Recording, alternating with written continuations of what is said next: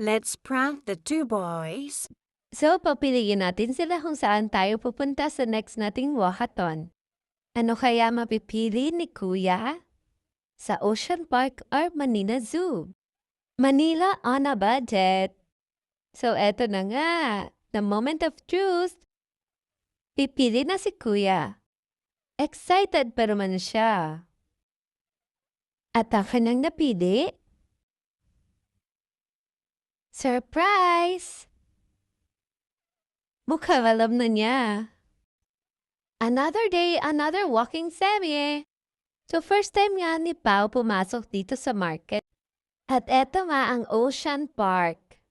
Ang ganda, ang dami-dami nilang nakita. Iba't ibang uri ng isda. Pagala-gala ang kanilang mga mata sa iba't ibang uri ng isda. Isn't it amazing? At eto nga ang Ocean Park on a budget. Ang experience sa Ocean Park. Kumusta ang experience sa Ocean Park daw? I see a tilapia.